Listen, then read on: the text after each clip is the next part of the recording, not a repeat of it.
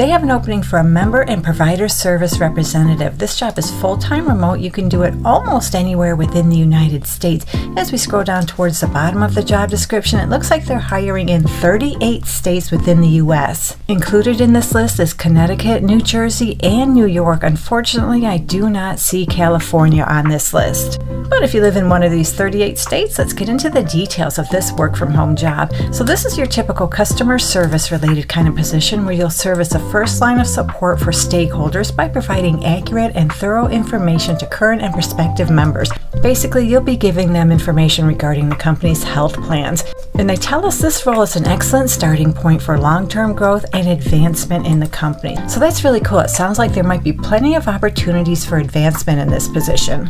They'd like you to have prior work experience in a customer-facing position, and like I always say, if you ever dealt with the public in any capacity, that qualifies as customer service, customer support, customer-facing. And they prefer you can demonstrate career progression, so you have not stagnated in any positions you've had in the past. And they'd like you to have at least 3 consecutive years in a previous role. They don't want you to take this position and then after a few months leave.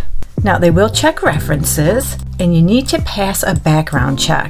You need a high school diploma or equivalent. A bachelor's degree is preferred. It's just preferred. It's not required. And again, they'd like you to have prior professional work experience, ideally with customer service. And then, of course, you need all your typical soft skills. You have a working knowledge of Microsoft Office. You're comfortable working from home, you have access to high-speed internet, and it's highly desirable you're bilingual in English as well as one of these other languages, and that's just desired, it's not required. And they tell us on this job description they'll pay you $19.50 per hour. So here's a job I know a lot of you are looking for. ShareCare has an opening for a senior HR coordinator. This job is full-time remote anywhere within the United States, no location restrictions, and this is a brand new job. It was just posted yesterday. So it's a senior position, but you know what? They're really not requiring a whole lot of related experience. I consider this to be more of an entry-level position. And what you do is provide foundational support to ShareCare's HR and colleague experience functions. You'll play a key role in shaping the day-to-day experience of colleagues. So about 50% of your job will be dedicated to supporting one of ShareCare's largest business units, a primarily non-exempt population with unique operational needs. The remaining 50% of your time you'll focus on administrative and HR operational responsibilities, including coordination of internal FMLA processes, meeting support, documentation, and intranet updates. So yep, that about sums up what you're going to do on a regular basis in this job. You need to be customer focused, you're a good communicator, you're organized, you can manage your time well, you have attention to detail, you can build strong relationships with HR business partners, leaders, and colleagues. You're also a problem solver, you're adaptable, and you can demonstrate proactive follow-through. They prefer you have a bachelor's degree in human resources, business communications, or a related field, or equivalent combination of education and experience. They prefer you have 1 to 2 years HR, people operations, or administrative support experience, and you're proficient using Microsoft Office products.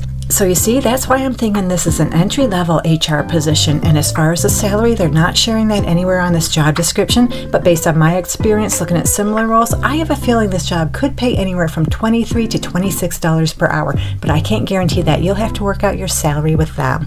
So next up we have the company MSS. They're a family-owned business that's been around since the 1970s, and they focus on relocation services. So what we have to do here is go to their careers page and scroll all the way down to where they have the jobs listed. We'll see them fly into the screen here in just a second. So yesterday I talked about an operations and dispatch coordinator. Today I'm going to share the logistics coordinator position. So this job is full-time remote anywhere within the United States. I did not see any location restrictions, and you'll work Monday through Friday from 8 a.m. to 5 p.m. or 9 a.m. to 6 p.m. Eastern Time Zone hours. And again, you don't have to live in the Eastern Time Zone. Just translate your local hours to those hours.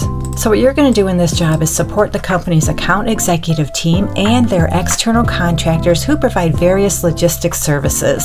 You'll confirm all services requested are properly carried out with respect to time parameters, technical procedures, customer service, and pricing. You'll prioritize orders and select approved service providers to fulfill each order, communicate specific order requirements with provider and scheduling service, and analyze cost of services and assign appropriate pricing as required. And they have a few more details as far as what you might do on a regular basis. If interested, read through the details. They'd like you to have at least 1 year experience in work scheduling, dispatching, or high volume customer service, and they tell us that's just desired. That's not even required. Logistics coordination is highly valued, and you have basic math skills.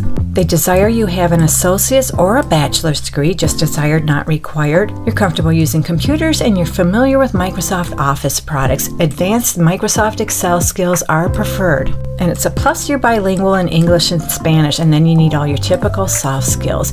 And as far as the salary, I'm scrolling around to see if they tell us how much they pay, and I don't see it anywhere on this job description, but I have a feeling this job could pay anywhere from $20 to $23 per hour, but you'll have to work out your salary with them.